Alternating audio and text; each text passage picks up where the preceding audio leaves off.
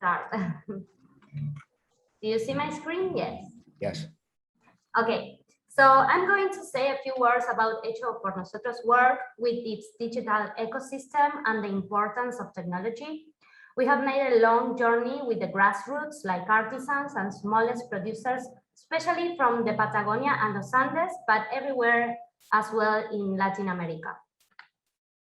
For more than 10 years, Hecho por Nosotros has been working on new ways of co-creation for sustainable value chains. While the textile and fashion industry is looking for innovative ways of producing in a sustainable manner, the world is full of artisans, communities, local communities, and small producers with ancestral techniques that have been ignored for decades, and is where we find great practices and knowledge to share. For example, have a look at this. I love this picture. It's a paint from a girl from the Wichi community in Salta, the north of Argentina, where she proudly tells a story about her community and their ways of living. This image is really far from the documentary, right? Well, this is a local community that produce with local textiles, and it's a great way to represent it. The NGO has been working together with its sister B Corp, Animana, in order to give indigenous communities, local producers, and small medium businesses the necessary tools and opportunities to empower knowledge. And I will put an accent in opportunities.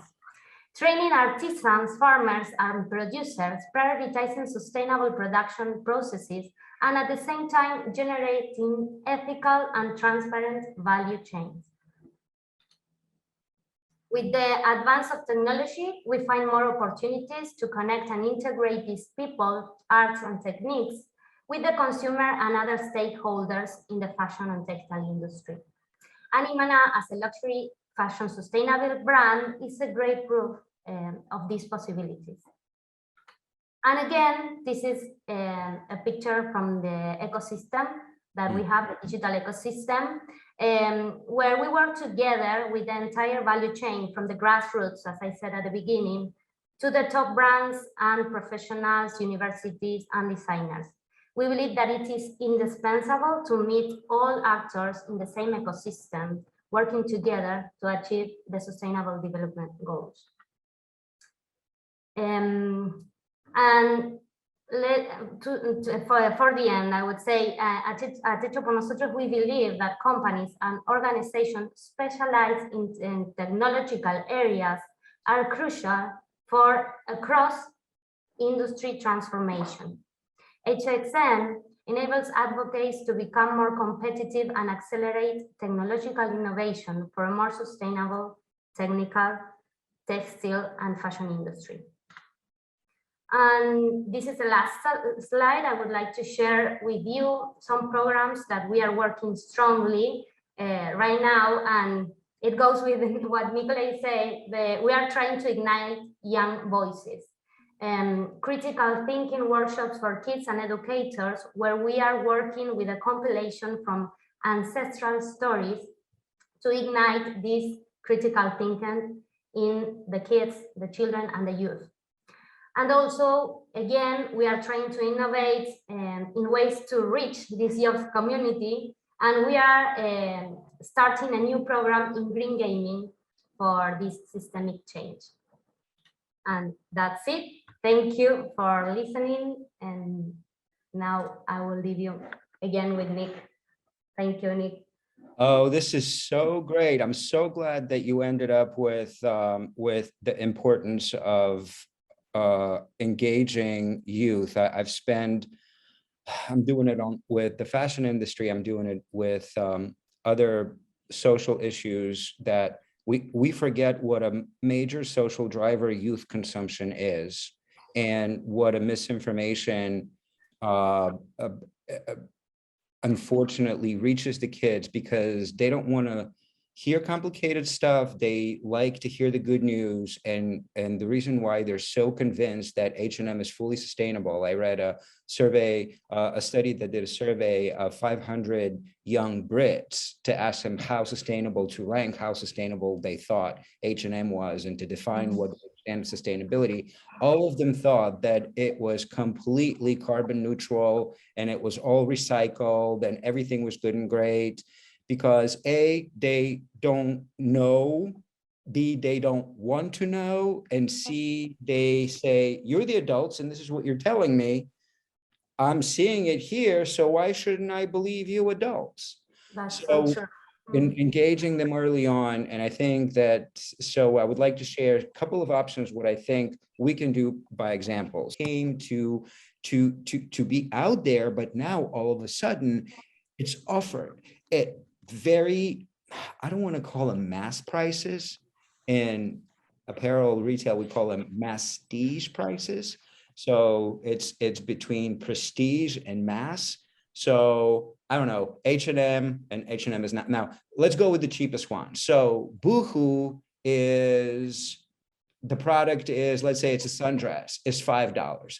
Sundress at H&M, because now H&M is all of a sudden kind of still cheap, but now it's cool and more of a big fashion authority. So a sundress there might be $12, right? So that's still mass market, still very cheap, still very fast fashion.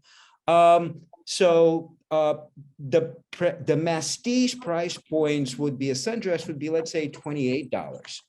It's not 5, it's not, 18, it's 28. It's significantly more expensive than 5, but it's still very affordable.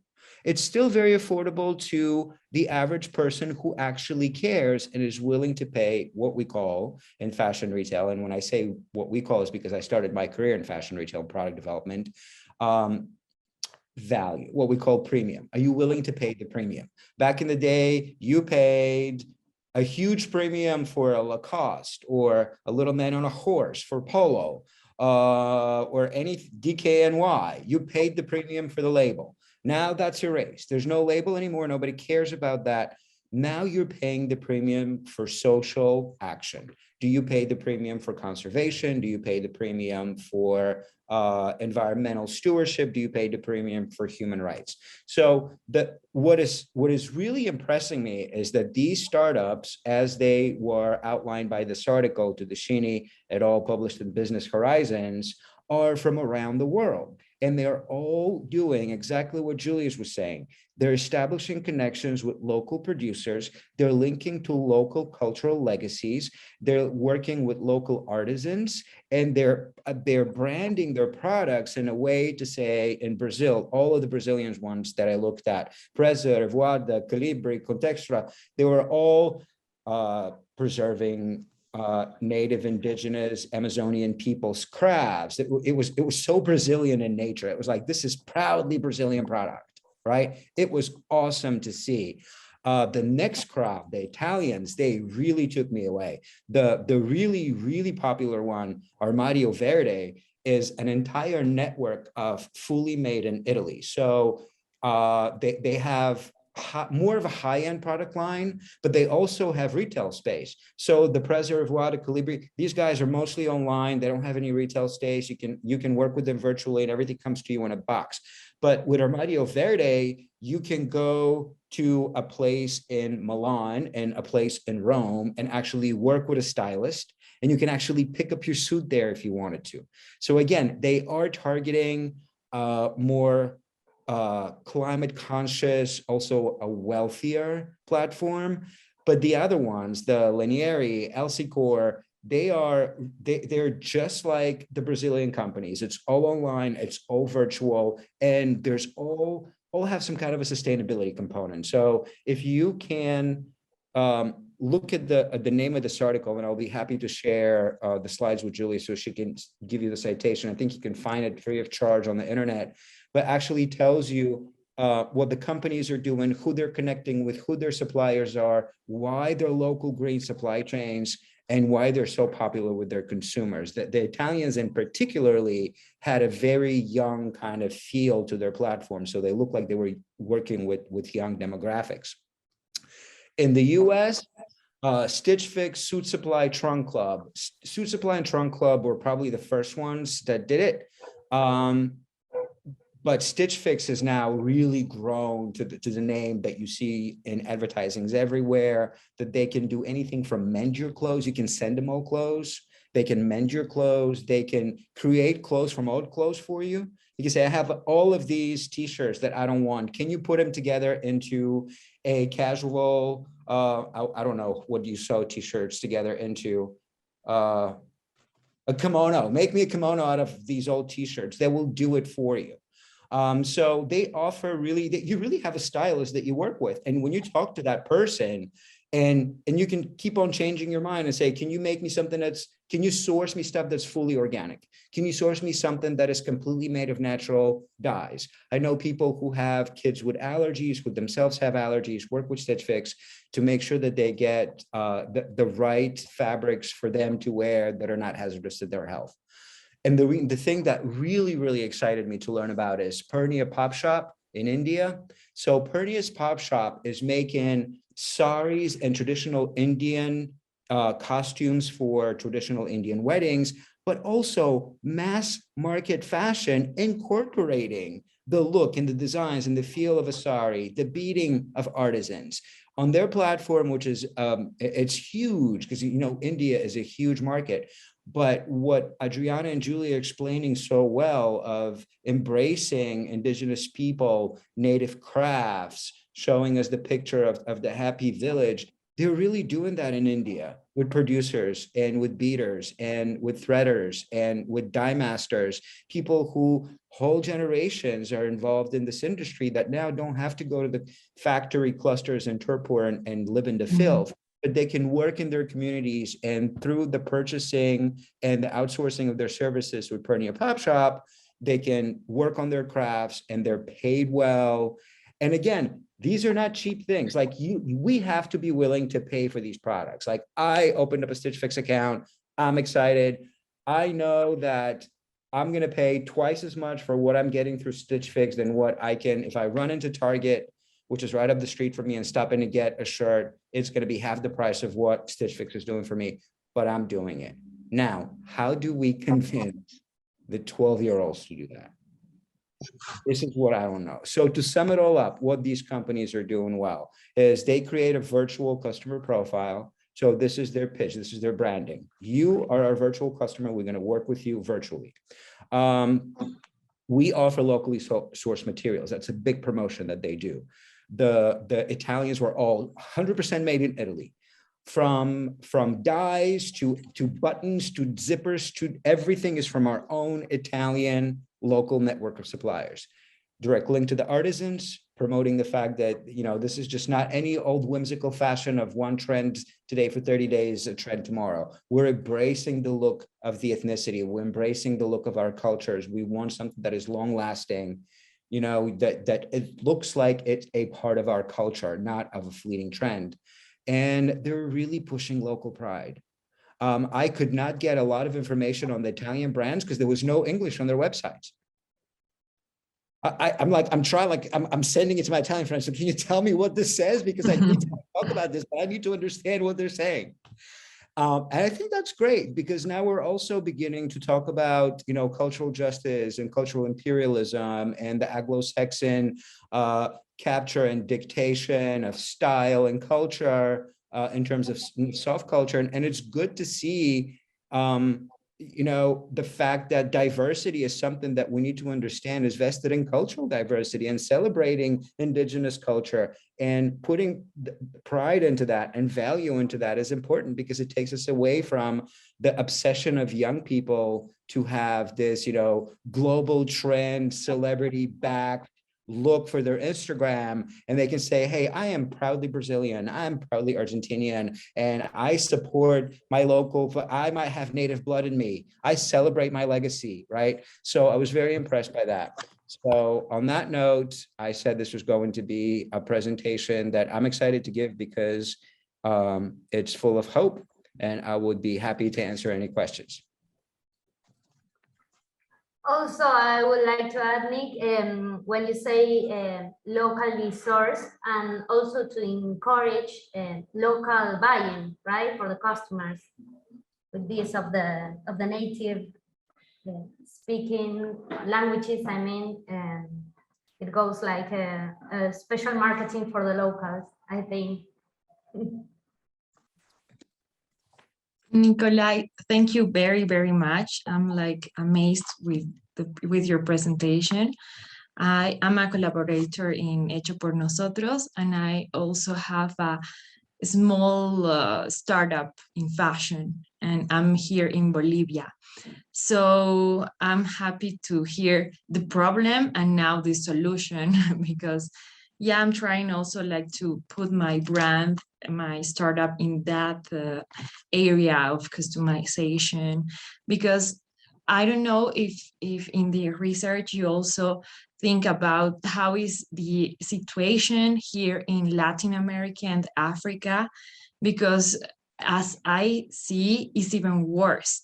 Yeah. In the case that, for example, here in La Paz, Bolivia, we have a second-hand market that, because we receive all the used clothes of Europe and United States. Mhm. And in La Paz is the biggest second market of clothing. And the that- biggest in Latin America, yeah. And that for an entrepreneur like you, that is, that's the end of it. I went into detail, and I'm not saying buy my book because I hate doing that, but I'd be happy to share what I know from that research, that it was around 2010 that a bunch of African countries outlawed the importation of used clothing from the Western markets. In Swahili, what you're describing is the biggest market, you said in your town. In Swahili, a whole word emerged, salwala, that because it was all of these markets of used clothing were appearing, and they were appearing on the side of the streets because the vendors would be just bringing in cargo, and then they're putting out the Western clothes that are so popular with local cultures because they want to look like they're wearing something from the West, and that makes them look like they're so, cosmopolitan and cultured. And you have the little brand. Even I'm wearing Art and Armor only because it's my university issue, but there's my university logo, and next to it, the Art and Armor is like larger than that, right? So when you have that, how do people like you survive? So African nations, actually, certain African nations, like Somalia, I think, I don't have the list in front of me, but outlawed the importation of Nigeria. Nigeria Nigeria outlawed it too. yeah.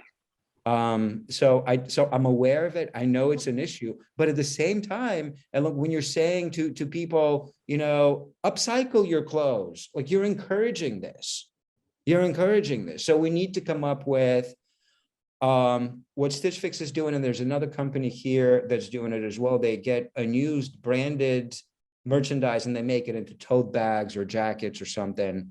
So if I would encourage entrepreneurs like you to possibly go over there and get your inputs from there, right? So at least you're saving on materials, and they say that your products are done with upcycled used material, a used clothing. That could be a way to promote your designs. Yeah, thank you very much for the advice, Nikolai, because really, I think that, for example, in United States and Europe, they are like, no, but we're giving them clothes, but really it's not that easy. It's impeding production and all, because you're impeding local growth of cotton. You're impeding the local demand. If if the demand, how are you going to grow an industry or even save a local industry? Because as Kachi was saying, certain of African nations are net exporters of cotton, for example. There's the Cotton Opportunity Growth Network Act that's been part of their what do we call it, industrial upgrading. So the secondhand clothing trade is a big problem that we need to address. I don't have the solutions yet, but I know that folks are paying attention to maybe using those clothes to design with versus wear, right? So Yeah. I don't know how feasible that is, but it's something. Yeah, it's feasible. It's feasible. No worries. And the problem is that, for example, here in Bolivia, there are like the laws that, I don't know, you have to pay 40% if there was a legal importation, but it's not legal. So we can't even know how much kilos, I don't know, or tons of secondhand clothing are arriving to our country.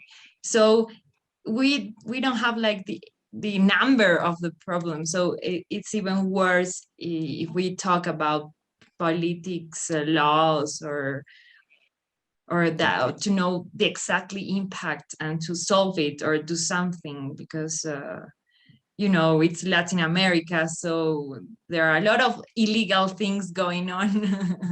Yeah, I'm not a regional expert. There's so many, so I'm originally from Bulgaria. And so I have family there, so I know Europe. I know the United States because this is where I really grew up and went to college and started in the industry. So there's so many people who know Latin America and so many people who know Southeast Asia. I'm like, let them be experts in their own countries. I can't be an expert in everything, but at least, so but it's important because when I looked at the global research, Latin America has such a legacy of being a producer for the United States that with the removal of the MFA agreement, a lot of the Latin America factories moved to Southeast Asia, and I know that had a detrimental effect. And from some of my colleagues who work with labor rights, from them I hear what's happening. But when it comes to the politics of import-export substitution, I don't know much about that. Thank you very much, Nikolai. It's really a pleasure to have you in the room. I also have a question, if I may, Julia. Yes, please. Is that I wanted to talk to you all, and Nikolai, question for you about the consumption side. I'm a senior researcher at the University of Geneva, and I'm a founder of an international research network on sustainable fashion consumption.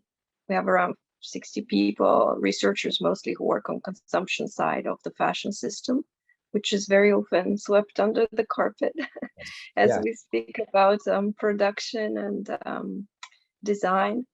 But in our research network, and I'm familiar more or less, I'm following what everybody's working on, and I haven't seen the confirmation of the claim that you made that the primarily consumers are 12 to 16, and I wanted to check with you where this discuss this. I really would like to know your schemes of mass customization are even graphic, because I really doubt it. Yeah. Perhaps there are other we're not ways listening to you very that well. could allow them, pay in installments or something. But I'm really curious about. You can hear. I didn't understand. We're having a bad connection, so I'm catching very few of the things that you're saying, but I think I'm catching what you're saying. I can't, as much as I'm excited to learn about these brands, I don't know how much production and how much growth they're doing, because they're still small, that they're not publicly traded. So I can't track their stock prices or stock performance or who has them yet. With the international brands, I'm guessing they're very small. Also, the piece is dated. It was published in 2017, which means it was probably written in 2015. Things in the fashion industry change very fast. what you're describing in terms of consumption, I know Timo Risanen, who's the founder of the Union of Concerned Researchers in Fashion, has been on the circuit talking about degrowth and scaling back product lines, offering of product, and commitment to not growing. I know that certain very well-established and very well-known producers like Vivienne Westwood are the first one to commit to, I don't want to grow anymore. I just want to stay where I am. But for these guys who are pioneering mass customization, I feel like they need to grow. You need my dollar. If you go out of business, H&M just gets bigger, right? So the degrowth component is something that we all need to talk about. We all need to consume less. I track the growth numbers in my books. The consumption and production of clothes has quintupled. Not doubled, quintupled in 10 years. We buy and throw more clothing than ever. We can scale back. We can scale back. How? It's going to be tough. I don't have the answers yet on that. I'd love to connect after the event, but thanks a lot. It was very interesting. Yes. Thank you.